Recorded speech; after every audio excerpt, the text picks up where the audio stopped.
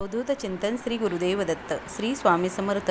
स्वामी भक्तांनी कुठल्याही नकारात्मक घटनेमध्ये अडकू नये, कुठल्याही वाईट शक्तीसमोर तुम्ही गुडघे टेकू नये म्हणून आपले महाराज आपल्याला नेहमी सतत प्रेरणा देतात आणि ते मार्गदर्शन देण्याचे सुद्धा काम करतात.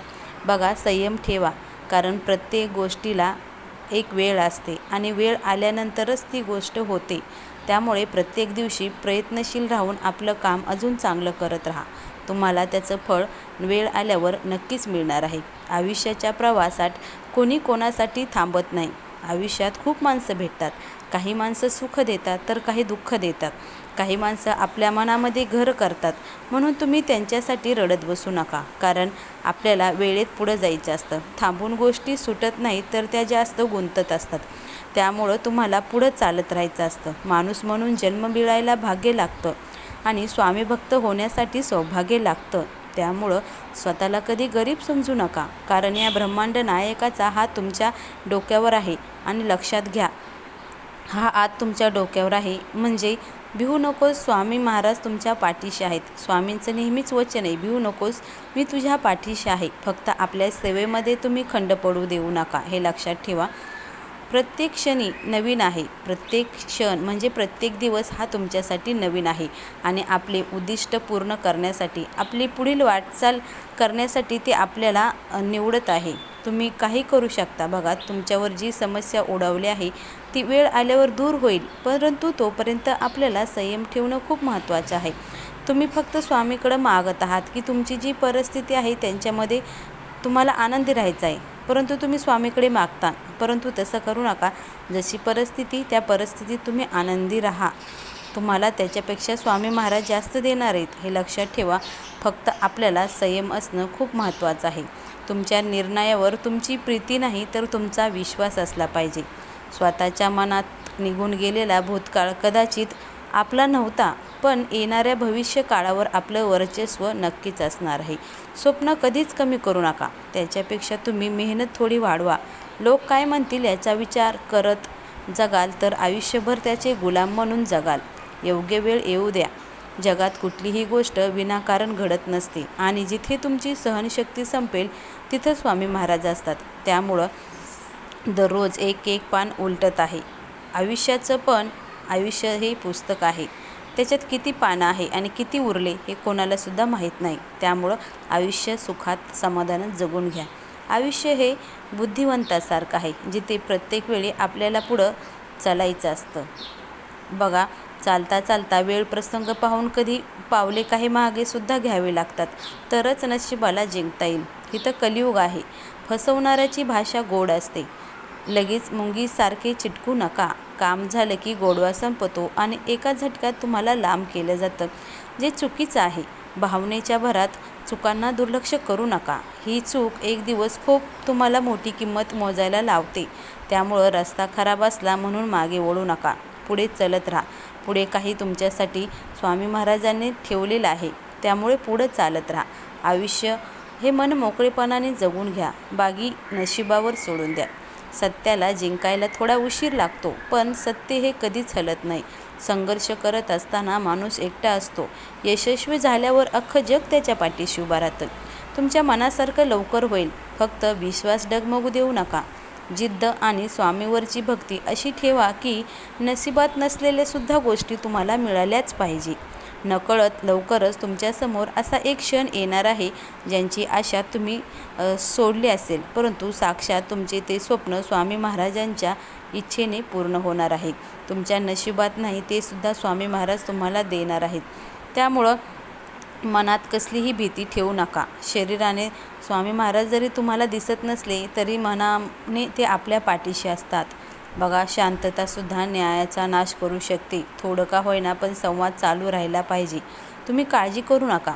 तुमचे आयुष्य खूप सुंदर आहे, कारण स्वामीचं सर्व लक्ष तुमच्यावरच आहे. आपण जे पेरतो तेच उगवतो, हा स्वामींच्या किंवा सृष्टींचा नियम आहे. त्यामुळे कर्म चांगले ठेवा. काळजी करू नका. स्वामी तुमच्यासोबत आहे. स्वामी शक्तीवर विश्वास ठेवा, कारण नशिबातसुद्धा तेच येणार आहे, हे लक्षात ठेवा. त्यामुळे स्वामींच्या शक्तीवर आपल्याला विश्वास ठेवायचा आहे. जिथे स्वामी पाय तिथे नका, म्हणजे जिथे स्वामी चरण तिथे न्यू नकाये. स्वयंभक्त प्रारब्ध घडवी माये. म्हणजे तेवढी शक्ती स्वामींच्या नावात. त्यामुळं आपण घाबरायचं नाही. स्वामी महाराज तुमच्या पाठीशी आहेत.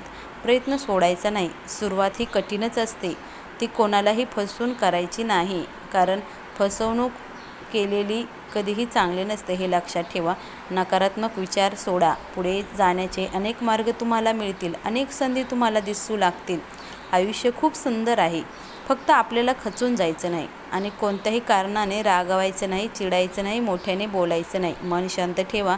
विचार करा, नंतर अंमलबजावणी करा. कारण विचार ही एक विलक्षण शक्ती असून तुमचं भलं करण्याचं प्रचंड सामर्थ्य तुमच्या विचारात आहे.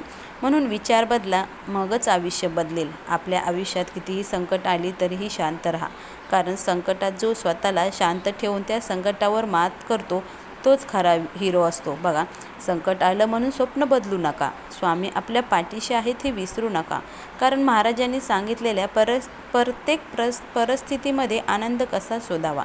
एकदा सेवेकरी तुम्ही स्वामीपाशी आला आणि आपली गाय तिथे सोडून गेला, तेव्हा सेवेकरी म्हणजे आपण आणि महाराज हे दोघांचं नातं आहे. बघा, काही दिवसांनी आपण कसंही सेवेकरी स्वामी महाराजांचे, आणि स्वामी महाराजांजवळ आपण आलो तर आपले सर्व प्रश्न सुटतात. त्यामुळे दृष्टिकोन सकारात्मक ठेवा.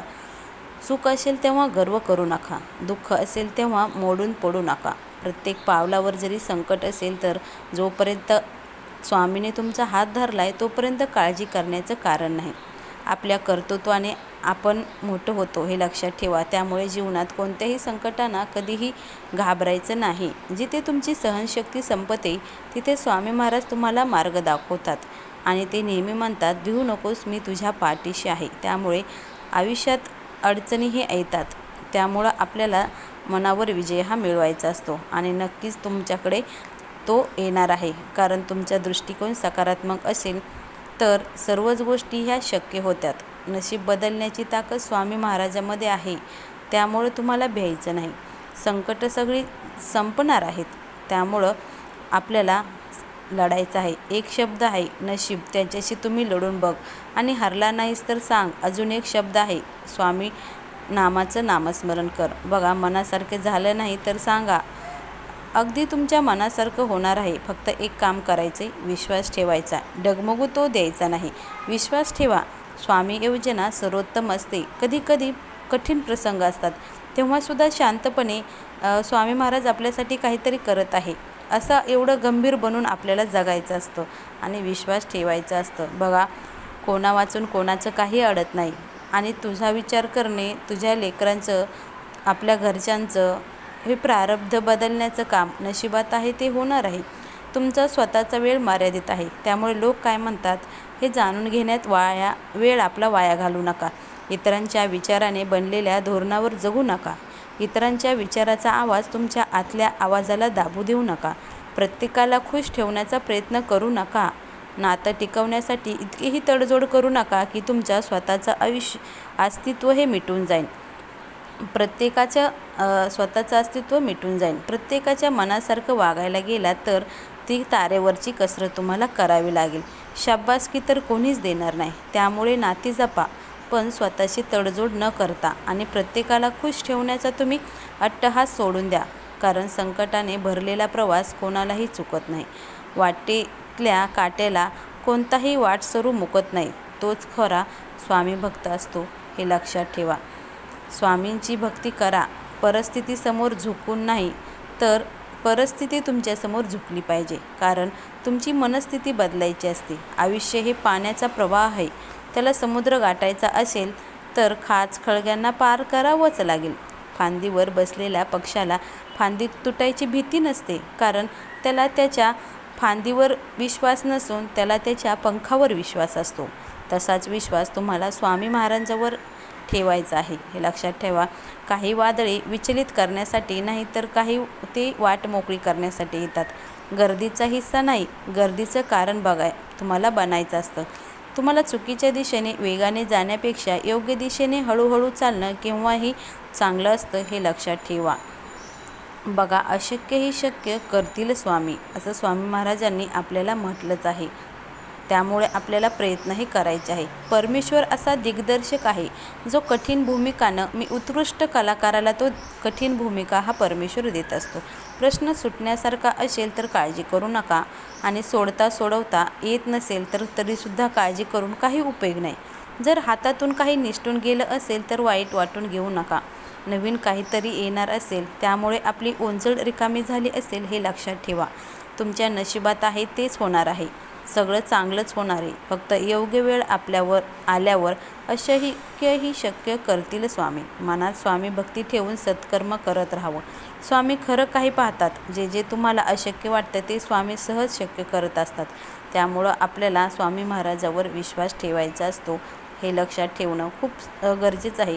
आजचा स्वामींचा संदेश तेच आहे. स्वामींचं मार्गदर्शन असं आहे की आपण हे ईश्वरा या मोठ्या मोठ्या प्रार्थनेला नाही तर श्रद्धेने वाहिलेल्या छोट्याशा फुलाने सुद्धा ईश्वर हा प्रसन्न होतो हे लक्षात ठेवा. जीवनात प्रत्येक वेळी दुसरी संधी मिळते आणि मिळालेल्या संधीचं सोनं करता आपल्याला आलं पाहिजे.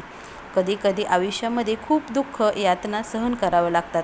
असं वाटतं की खरंच देव आहे का इथपर्यंत आपल्याला शंका येते. पण खरं तर हीच वेळ आपल्या परीक्षेची असते. विश्वास ठेवा. इथूनच स्वामी लीला चालू होतात. इथूनच खेळ सुरू होतो. इतका विश्वास अतूट असू द्या की जसं की आई आपल्या बाळाला हवेत भिरकावते ना तर काही क्षण ते हवेतच असतं परंतु ते हसत असतं कारण त्याचा विश्वास असतो की आई आपल्याला पडून देणार नाही. तोच विश्वास आपल्याला स्वामीवर असायला हवं. कारण कधी कधी वाटतं की हे कसं होईल, हे शक्य आहे का? पण लक्षात ठेवा तुम्ही तुमच्या बुद्धीच्या कुवतीवर शक्य आणि अशक्य ठरवता. आपल्या स्वामींना या जगातील शक्य म्हणजे तुमचा विश्वास हवा असतो. विश्वास ठेवा. चांगला मार्ग तुम्हाला नक्कीच मिळणार आहे. स्वामी तुमच्या मदतीला नक्कीच धावून येणार आहेत. त्यामुळे चिंता करायची नाही. तुमचं आयुष्य जसं आहे तसं स्वीकारा आणि त्यांच्यावर प्रेम करा. कारण प्रत्येक क्षण जगा. इतरांच्या बोलण्याकडे जास्त लक्ष देऊ नका. याही पलीकडे सांगायचं झालं तर लोकांना तुमच्यावर करायची तितकी म्हणजे तुम्ही कसं पण बोलतात त्याच्यामुळे त्यांच्याकडे तुम्ही लक्ष देऊ नका. स्वतःला कधी कमी समजू नका. स्वतःवर जसा जमेल तसा आपल्याला विश्वास ठेवायचा असतो. मेहनत करा. बाकी कसलाच विचार करायचा नाही. कारण आपल्याला माहीत आहे की आपण लवकरच यशस्वी होणार आहोत. त्यामुळे क्रोधाच्या एका क्षणी संयम राखला तर पश्चातापाने आपल्याला 100 जण वाजवता येतात. म्हणून प्रत्येक प्रयत्नाला स्वामींची साथ असेल. जर स्वामींचं नाव आपल्या ओठी असेल तर घाबरायचं नाही हे लक्षात ठेवा. स्वामी महाराज तुमच्या सोबत कायम आहेत. संयम ठेवायचे. तुमचे दिवस नक्कीच बदलणार आहेत आणि तुम्हाला शुभ घटना ह्या तुमच्यासमोर येणार आहेत. त्यामुळं आपल्याला या गोष्टी लक्षात ठेवायच्या आहे. स्वतःला सावरून यातून बाहेर पडायचं आहे. परिस्थिती कधी बदलेल माहीत नाही. वेळ वाईट आहे. कधी निघून जाईल माहीत नाही. खूप पैसे कधी कमवाल माहीत नाही. मला पाहिजे तसं कधी घडेल हे सुद्धा आपल्याला माहीत नाही. पण आता हार मानणार नाही एवढं आपल्याला नक्कीच माहीत आहे. हा वचन तुम्हाला स्वामी महाराजांना द्यायचं आहे आणि आपलं कर्म करत राहायचं आहे. म्हणजे आपलं काम करायचं आहे आणि आपल्याला धीर सोडायचं नाही हे लक्षात ठेवा.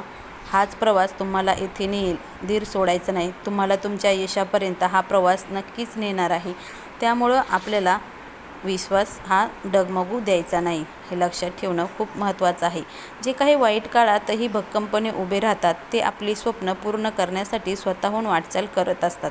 प्रत्येक गोष्टीचं उत्तर बोलून दाखवायचं नसतं तर प्रत्येक ठिकाणी बोललात तर चुकीचे ठरलाल. म्हणून काही ठिकाणी शांत राहा. वाटेवरून चालताना वाटेसारखं वागावं लागतं. आपण कितीही सरळ असलो तरी वळणावरून आपल्याला वळावंच लागतं.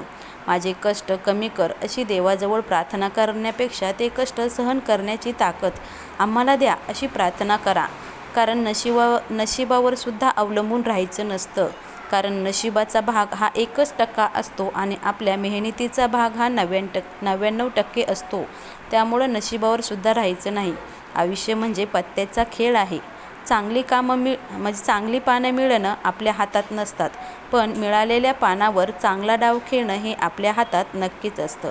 त्यामुळे विश्वास ठेवा. तुमच्यासाठी जे आहे ते सर्वोत्तमच असणार आहे हे लक्षात ठेवा. पायात काटा मोडला म्हणून प्रवास सोडून द्यायचा नसतो. काटा बाजूला काढायचा असतो आणि प्रवास सुरू करायचा असतं.